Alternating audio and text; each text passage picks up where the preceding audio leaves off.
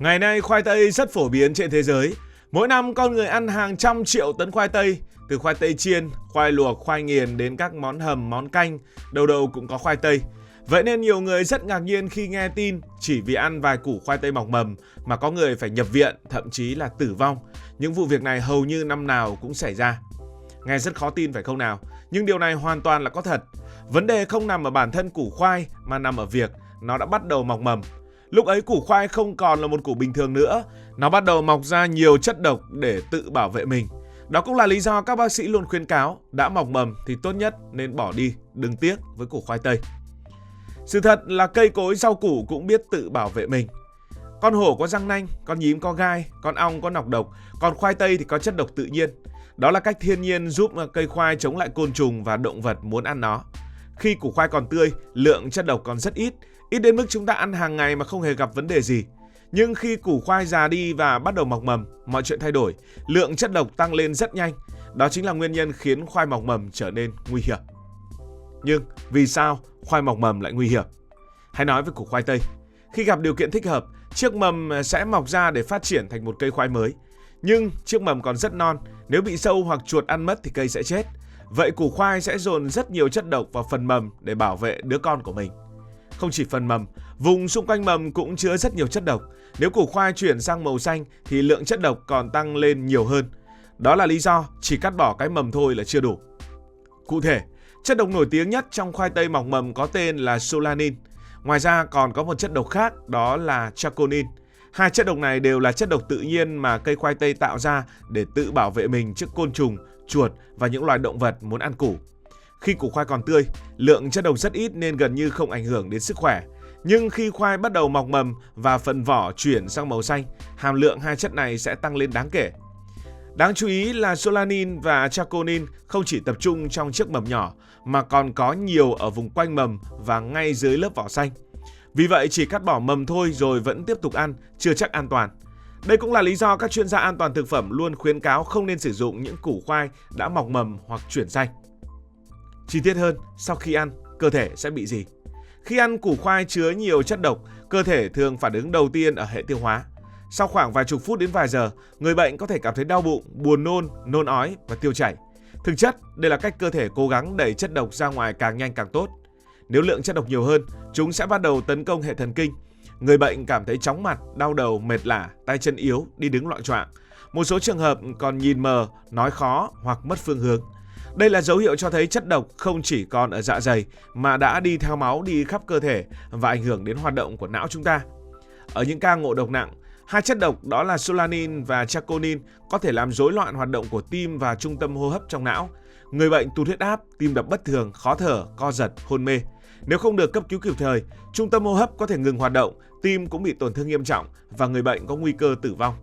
Chính vì vậy, một củ khoai mọc mầm tưởng như vô hại lại có thể trở thành mối nguy hiểm thực sự đối với sức khỏe nếu vẫn cố sử dụng. Điều đáng lưu ý ở đây là không phải ai ăn khoai tây mọc mầm cũng bị ngộ độc như nhau. Mức độ ảnh hưởng còn phụ thuộc vào tuổi tác, cân nặng, lượng chất độc đã ăn và tình trạng sức khỏe của từng người. Một người trưởng thành khỏe mạnh có thể chỉ bị đau bụng hoặc nôn ói nếu ăn phải lượng độc tố không quá lớn. Nhưng với những người lớn tuổi và trẻ nhỏ, nguy cơ lại cao hơn rất nhiều. Ở người cao tuổi, các cơ quan như là gan, thận và tim thường hoạt động kém hơn so với người trẻ. Khi chất độc đi vào cơ thể, quá trình đào thải sẽ chậm hơn, khiến độc tố tồn tại lâu hơn và gây tổn thương nặng hơn. Trong khi đó, trẻ nhỏ có cân nặng thấp và các cơ quan vẫn đang phát triển, nên chỉ cần một lượng chất độc mà người lớn có thể chịu được thì cũng đủ khiến trẻ con bị ngộ độc nặng. Chính vì vậy, nếu trong gia đình có trẻ con, người lớn tuổi hoặc người đang mắc bệnh tim, mạch, gan, thận, càng phải tuyệt đối tránh sử dụng khoai tây đã mọc mầm hoặc chuyển xanh. Chỉ vì tiếc vài củ khoai mà đánh đổi sức khỏe, thậm chí tính mạng của những người thân yêu, rõ ràng là điều không đáng. Lại có một câu hỏi được đặt ra, đó là nấu chín thì có hết độc hay không? Đây là điều rất nhiều người hiểu nhầm. Nhiều người nghĩ rằng chỉ cần luộc thật kỹ, nấu thật lâu hoặc đun sôi cả tiếng, hầm củ khoai thì chất độc sẽ bị phá hủy. Nhưng với khoai tây mọc mầm, điều đó lại không đúng. Hai chất độc chính là solanin và chaconin khá bền với nhiệt. Nhiệt độ khi luộc, hấp, kho hay nấu canh trong bếp gia đình không đủ để loại bỏ hoàn toàn chúng. Vì thế, dù củ khoai đã chín mềm, nồi canh vẫn thơm ngon và nhìn không có gì khác thường, chất độc vẫn có thể tồn tại. Đó cũng chính là lý do các chuyên gia an toàn thực phẩm không khuyến khích xử lý khoai mọc mầm bằng cách nấu thật kỹ. Cách an toàn nhất không phải là nấu lâu hơn mà là không sử dụng những củ khoai đã mọc mầm hoặc chuyển xanh. Câu hỏi kế tiếp, cắt bỏ mầm rồi ăn có được không? Nhiều người có thói quen cắt bỏ chiếc mầm, gọt sâu thêm một chút rồi đem nấu vì nghĩ rằng chất độc chỉ nằm ở phần mầm. Thực tế thì cũng không đơn giản như vậy. Khi khoai bắt đầu mọc mầm, solanine và chaconine không chỉ tập trung trong chiếc mầm mà còn lan sang vùng thịt xung quanh và phần ngay dưới lớp vỏ. Vì vậy, việc chỉ cắt bỏ mầm không thể loại bỏ hoàn toàn chất độc. Nếu củ khoai đã bọc mầm dài, chuyển vỏ sang màu xanh, mềm nhũn hoặc để quá lâu, tốt nhất là nên bỏ cả củ. Có thể bạn sẽ thấy tiếc vài củ khoai, nhưng giá trị của chúng chỉ vài nghìn hay vài chục nghìn đồng. Trong khi đó, nếu xảy ra ngộ độc, chi phí điều trị có thể lớn hơn rất nhiều, chưa kể đến những rủi ro đối với sức khỏe và tính mạng. Vì thế bỏ đi một củ khoai hỏng luôn là lựa chọn đáng làm. Đó là tránh rồi. Vậy làm thế nào để phòng? Làm sao để khoai không mọc mầm? Thực ra để khoai tây không mọc mầm không hề khó. Điều quan trọng nhất là bảo quản đúng cách. Khoai nên được để ở nơi khô ráo, thoáng mát và tránh ánh nắng trực tiếp. Khi tiếp xúc với ánh nắng hoặc ánh sáng từ bóng đèn trong thời gian dài, củ khoai sẽ nhanh chóng chuyển xanh và bắt đầu mọc mầm. Bạn cũng không nên mua quá nhiều khoai để tích trữ trong thời gian dài. Nếu mua số lượng lớn, hãy thường xuyên kiểm tra túi khoai. Chỉ cần phát hiện một vài củ bắt đầu mọc mầm hoặc mềm nhũn thì nên loại bỏ ngay để tránh chúng hỏng rồi ảnh hưởng đến những củ còn lại. Một thói quen nhỏ nhưng có thể giúp cả gia đình tránh được nguy cơ ngộ độc. Ngoài ra, nhiều chuyên gia còn khuyến cáo không nên để khoai tây chung với hành tây. Hành tây giải phóng khí ethylene có thể khiến khoai tây nhanh nảy mầm hơn. Tốt nhất, mỗi loại nên được bảo quản ở một nơi riêng, vừa giữ được lâu hơn, vừa đảm bảo chất lượng thực phẩm. Khoai tây cũng không phải là loại củ quả duy nhất có thể gây ngộ độc nếu sử dụng không đúng cách.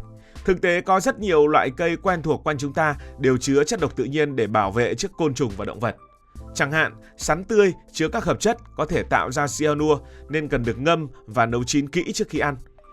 Đậu đỏ sống hoặc nấu chưa kỹ cũng có thể gây đau bụng, nôn ói vì chứa một loại độc tố tự nhiên. Nhiều loại nấm rừng nhìn rất giống nấm ăn nhưng có độc tính rất mạnh, chỉ cần ăn một lượng nhỏ cũng có thể gây suy gan hoặc tử vong. Một số loại quả dại, hạt cây hay lá cây trong tự nhiên cũng vậy, nhìn rất bắt mắt nhưng không hề an toàn. Điều đó cho thấy thiên nhiên luôn có hai mặt. Rất nhiều loại củ quả, thực phẩm là nguồn dinh dưỡng quý giá nếu được sử dụng đúng cách.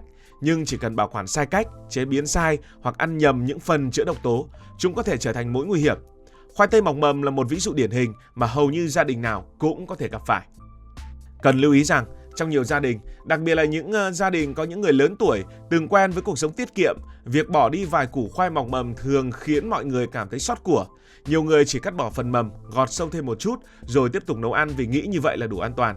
Thế nhưng chính sự tiếc rẻ ấy đôi khi lại phải trả những cái giá rất đắt. Quan trọng nhất là sức khỏe và tính mạng chính là điều không thể lấy tiền để bù đắp. Đã có những trường hợp cả gia đình phải nhập viện, thậm chí có người không qua khỏi chỉ vì sử dụng khoai tây đã mọc mầm.